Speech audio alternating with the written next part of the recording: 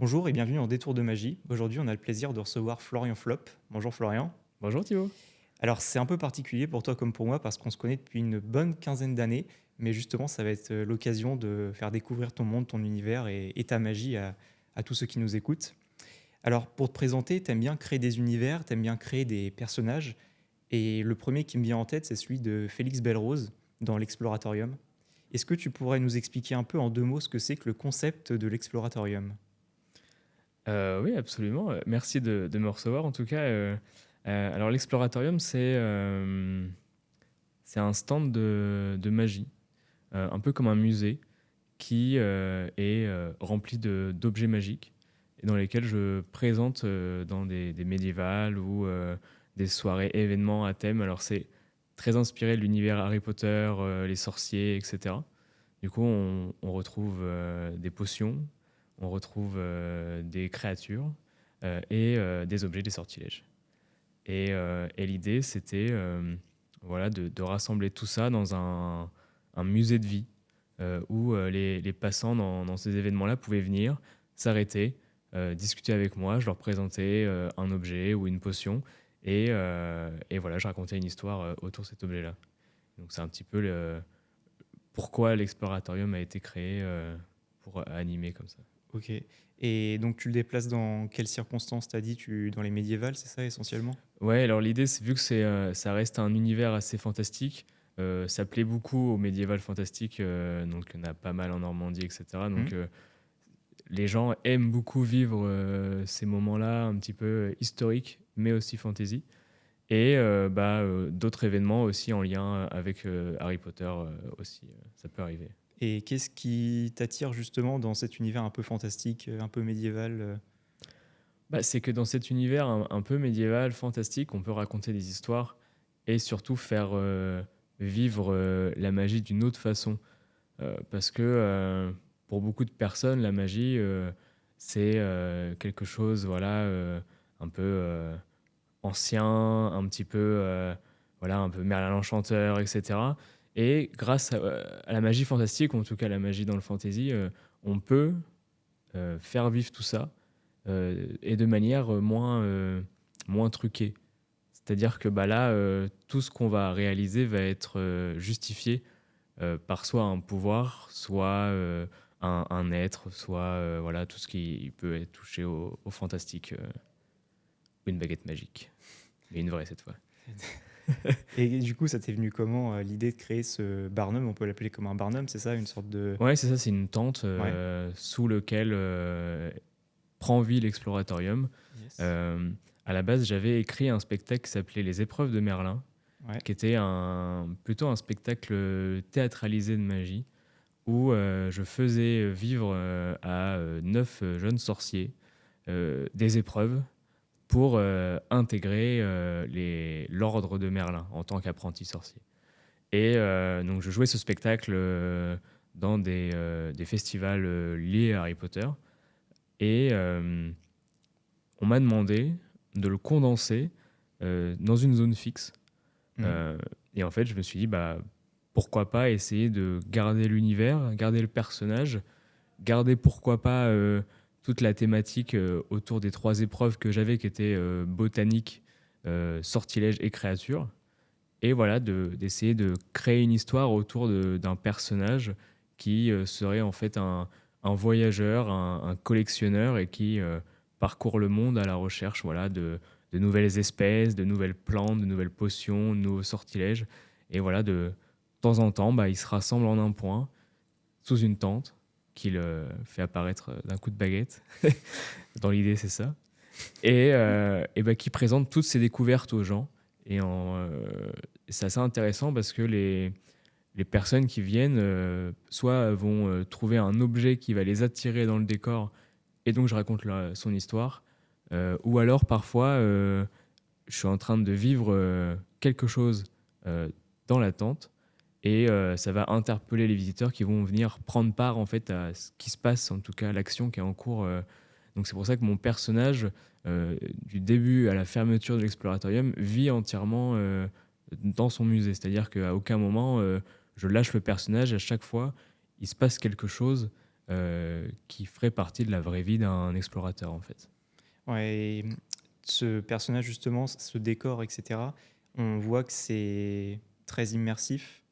On voit que tu as mis beaucoup de moyens pour rendre ça assez joli, je veux dire l'enseigne, etc. Est-ce que tu peux nous dire tes inspirations pour créer ce décor, cet univers on a bien compris le fantastique, mais où est-ce que tu es allé piocher, par exemple, pour créer cette enseigne, pour créer ce personnage de Félix Belle-Rose, pour créer tout ça? Alors, en fait, je passe ma vie à chiner des trucs. Je J'adore, dès que je me balade, que ce soit dans des brocantes, dans des marchés, même, en vacances, dès que je vois un objet, mon cerveau ne peut pas s'empêcher d'écrire une histoire dessus et en fait, ça j'achète, ou je récupère plein d'objets. La dernière fois, là, il y a pas longtemps, j'ai trouvé une grenouille, les anciennes grenouilles où Ils on font du peut bruit, faire du bruit quand ouais. on gratte dessus et je me suis dit que ça pourrait faire, quelque chose, quoi, et donc j'achète, j'entasse et quand il m'est venu, du coup, le besoin de créer un décor pour, l'exploratorium, sachant que quand je fais un spectacle, j'aime beaucoup m'attacher sur l'aspect visuel et comme tu disais, immersif, mais surtout, proche de la vérité. C'est-à-dire que je me suis, documenté, que ce soit, alors dans les films, forcément, Harry Potter, mais pas que, dans les jeux vidéo. Il y a aussi tout un lore qui est développé et qui n'est pas dans les films, qui est très intéressant et en fait, avec, tout ça, eh bien, je mets en place, des décors. Je fabrique aussi, quand j'ai besoin. Donc l'exploratorium, je sais qu'il y a, le bar, plus, l'étagère qui est derrière et donc là, je m'inspire un peu du mobilier médiéval d'époque, que je refabrique et pour parler de l'enseigne, je travaille beaucoup avec, ma compagne, qui s'appelle Clémentine, Bleurvac, Qu'on salue. qu'on salue, qui s'occupe de toute la partie graphisme et graphiste. En tout cas, enfin, elle est graphiste et elle s'occupe de toute la partie graphique de mon identité, que ce soit en magie colorée ou exploratorium. Et donc, c'est elle qui a fait toute l'enseigne. Et alors, pour la faire, en fait, je suis parti d'abord du nom. J'ai trouvé l'exploratorium, je cherchais quelque chose. Euh, alors, je suis un grand fan de Christian Schellman, donc tout son travail m'inspire aussi forcément sur la création de ça. Et donc, l'exploratorium, j'ai donné à ma compagne du coup ce nom. Euh, on voyait un œil, quelque chose qui sera un peu l'élément principal euh, de l'univers. Et après, je lui ai laissé un peu carte blanche et elle s'est inspirée de pas mal de références un peu art déco, etc. Et elle a créé cette enseigne autour de ça. Et voilà, après, l'idée c'est d'assembler les couleurs, etc. pour que ça matche.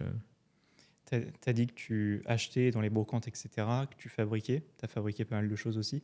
Mais tu fais aussi fabriquer, par exemple, tu reprends le classique du raccoon, mais à Mhm. ta sauce. Est-ce que tu peux nous en parler un peu plus?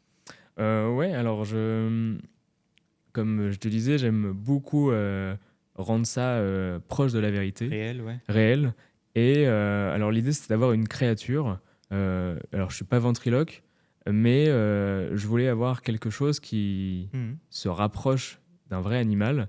Donc, le raccoon c'est très bien, mais euh, je voulais avoir mon propre en tout cas animal. Et j'ai demandé à un créateur qui fait des marionnettes de me concevoir alors deux créatures. Il y a une créature un peu plus proche du raccoon, mais plutôt de la. C'est aussi une souris en fait qui a été un peu allongée, etc. Et un nifleur. Donc là, c'est plus une créature un peu plus imposante qui se rapproche un peu plus des marionnettes de ventriloquie Et inspirer l'univers d'Harry et Potter. inspirer l'univers Enfin, des d'Harry animaux Potter, les fantastiques. animaux fantastiques surtout.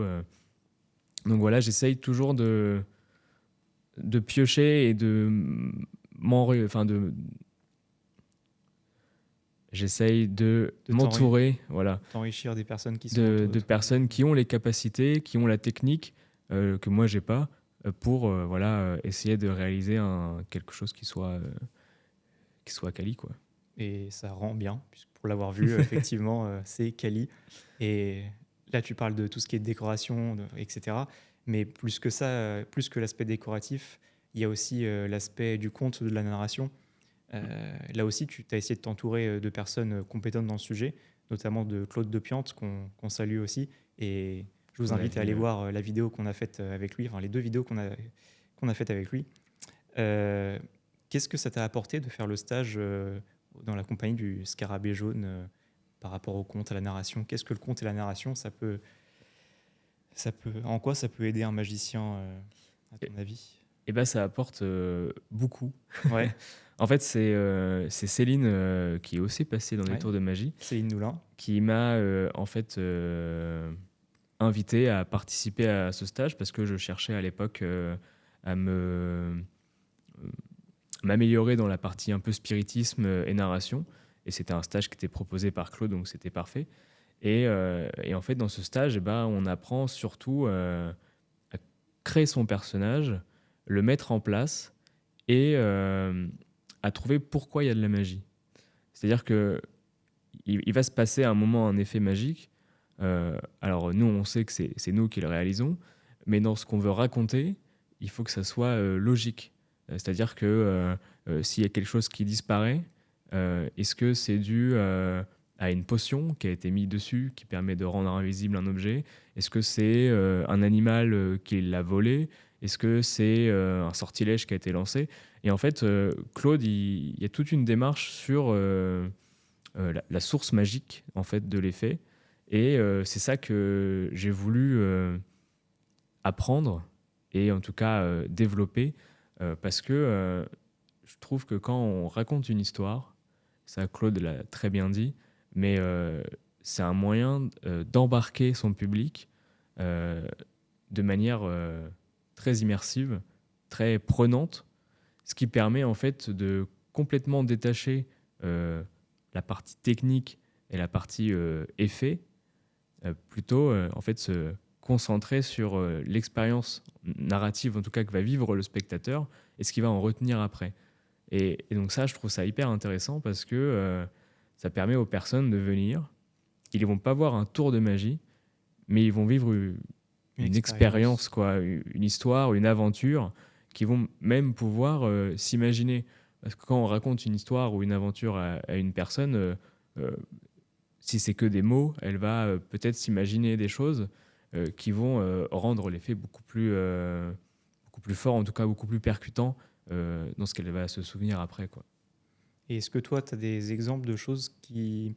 Là, tu parlais par exemple de savoir d'où vient la magie finalement, d'où vient la magie dans ce que tu racontes. Est-ce que tu as des exemples de choses qui t'ont vraiment été utiles dans ce stage et que tu as pu remettre dans l'exploratorium? Des petites astuces ou des angles d'attaque dans la narration quand tu as essayé d'écrire l'histoire de l'exploratorium? Est-ce que ça t'a servi Alors oui, bah, c'est surtout... il parlait un peu comme aussi Christian Schellman le fait, mais de documentation. Hmm. Euh, et du coup, c'est très intéressant quand je me penche en tout cas sur une histoire. Je vais essayer de la rendre le plus tangible possible. Donc je vais chercher des documents sur l'histoire, m'inspirer de bouquins, de romans fantastiques peut-être, de films, et peut-être aussi créer des faux documents, mais qui vont rendre l'histoire du coup réelle. Et ça, Claude en parlait aussi voilà, d'apporter des preuves qui ne sont pas forcément examinées, mais qui sont présentes, et ce qui permet de vraiment ancrer le spectateur dans l'histoire et de rendre ça réaliste. Et là, on parle de l'exploratorium, mais est-ce qu'il y a une façon de faire qui est toujours la même? Ou, je veux dire, est-ce que d'abord tu commences, dès que tu veux créer un spectacle ou créer un univers, est-ce que d'abord tu commences par acheter un objet ou trouver un objet qui t'inspire et tu te dis, ah tiens, il y a quelque chose à faire, et après tu fais la narration, et après tu fais tout ce que tu fais, la recherche, etc. Ou est-ce que c'est d'abord, tiens, j'ai envie de créer un univers sur ce thème-là, et du coup je fais de la recherche? Est-ce que tu as une sorte de ligne directrice que tu suis tout le temps, ou est-ce que c'est un peu au petit bonheur la chance finalement? Enfin, ça peut venir un peu de partout. J'ai envie de dire ça dépend. Je sais que parfois il y a des objets que je découvre, je tombe dessus, et d'un coup, il me vient une histoire, et du coup, je pose cet objet-là de côté en lui associant son histoire, et je sais que peut-être que je la réutiliserai plus tard. Euh, j'ai jamais écrit un spectacle entier à partir d'un objet. C'est toujours soit plusieurs objets qui, au bout d'un moment, je commence à en voir une histoire globale, et du coup, bah, je les assemble pour créer un spectacle. Ou alors, j'ai une idée d'histoire que je veux raconter. Et de ce point de vue-là, et ben, je commence à chercher les objets, j'écris une histoire, et voilà, je mélange les deux. Donc ça dépend. Parfois, D'accord. je pars de l'objet, parfois, je pars plutôt d'une histoire que je veux raconter. Et en parlant d'histoire, est-ce que tu peux nous raconter en 2 mots l'histoire de Félix Belrose, du coup? Comment tu as créé ce personnage rapidement? Ouais. Alors, Félix Belrose, il est très inspiré de Norbert Dragono, des Animaux Mhm. Fantastiques. C'est avant tout un aventurier, un explorateur qui aime en tout cas découvrir des nouvelles choses et protéger ce qui existe. Et, euh, et donc je me suis inspiré un peu de son personnage. Donc je me suis documenté sur les écoles qui existent de magie, euh, mais celles qui ne sont pas citées dans le livre, ou alors très peu, ou pas du tout dans les films, mais par contre, dans tout ce qui est fanbase, euh, les gens aussi écrivent du lore supplémentaire par imagination ou autre. Et donc, il y a des écoles qui existent dans la forêt amazonienne, par exemple, qui est spécialisée dans l'étude des créatures. Et donc, Félix Belrose serait parti en stage là-bas, aurait découvert des espèces dans la forêt amazonienne, et ensuite décidé de parcourir le monde pour trouver d'autres choses, en tout cas à présenter. Euh, et pourquoi Félix Belrose Je sais plus trop. C'est C'est pas bien parfois grave. c'est Ça t'est venu un. comme ça et Alors Belrose, c'était parce que je cherchais un nom un peu à la française, pas faire trop anglais. Et les noms de sorciers sont souvent, comment dire, très imagés. Euh, oui, et du coup, je sais pas, à un moment, ça m'est venu Belrose, pourquoi pas. ça sonne bien. Et Félix, ça s'enchaînait bien avec. Donc j'ai C'est choisi Félix acté. Belrose. Félix Belrose. Et par rapport au fantastique, pourquoi est-ce que tu penses que les gens ils sont tant attachés à ça, au fantastique? Pourquoi est-ce que ça leur plaît tant cet univers du fantastique? Je pense que ça a toujours plu. Euh, Par exemple, Harry Potter, c'est fini. En tout cas, les films ne sortent plus depuis des années. Et pourtant, il y a toujours de plus en plus de fans, C'est vrai. de plus en plus jeunes. Et ça continue, en fait, de se propager. Et je pense que les gens aiment bien, justement, s'évader dans un monde autre que leur réalité à eux. Mais du coup, dans le fantastique, c'est un peu un univers où tout est possible, du coup. Parce que c'est du fantastique, donc forcément, il existe des elfes, il existe des dragons, des licornes, etc. Et je pense que les gens ont besoin de s'évader dans un monde un peu irréel. Et quand nous, on peut le rendre réel, et ben du coup, ça leur plaît, quoi. Ils aiment bien euh, s'immerger à l'intérieur À pendant une l'intérieur de cet journée, quoi. univers. Ouais. Et peut-être pour terminer là-dessus, est-ce que tu as une anecdote sur l'exploratorium à nous raconter? Ouais, alors j'ai une anecdote qui me vient en tête, qui est assez drôle. T'écoutes? Euh, Dans l'exploratorium, je fais un tirage de runes. Ok. Donc j'ai tout un sac de runes, et une petite fille vient pour essayer. Donc elle fait le tirage, etc. Et en fait, ce que je fais, c'est que à la fin, les runes sont face retournée, donc invisibles, Face cachée, face ouais. cachée, et elle en choisit une qu'elle place devant elle, et je fais une révélation de mots avec de l'eau. Et donc ça révèle une rune. Donc j'explique que c'est l'eau, elle permet aussi de voir à travers l'âme, etc. Et c'était la rune de la chance. Pour expliquer, ça apparaît sur un papier. Voilà, c'est Voilà. ça, c'est un papier qui est trempé dans l'eau, Et de là apparaît un symbole. Et donc c'était le symbole de la chance. Et quand elle retourne la rune qu'elle avait choisie, c'était la chance aussi. Du coup, je lui ai dit que c'était le signe que cette journée allait être chanceuse pour elle. Et je lui laisse le papier en souvenir. Et elle revient me voir peut-être 2 heures après, avec un grand sourire. Et elle me dit merci, ça a fonctionné et tout. Je me baladais et j'ai trouvé un billet de 50 euros par terre. Alors je lui ai dit les runes Ne mentent jamais. t'ont porté chance aujourd'hui. Et le papa a voulu jouer aussi après, bizarrement. Bizarrement. Bon, je lui ai pas fait gagner la chance non plus. Comme quoi la magie existe. Ouais, c'est un petit détail qui n'a aucun rapport avec moi, mais qui pourtant a ancré peut-être à vie dans sa tête que cette journée, il s'est passé quelque chose, quoi. Et est-ce que c'est pas pour ça qu'on fait de la magie finalement? Je pense que c'est pour ça. Si vous aimez les spectacles de magie qui ont leur univers à part entière, alors vous allez aimer cette vidéo avec Paulin qui fait de la magie avec les Athéba. On vous laisse regarder.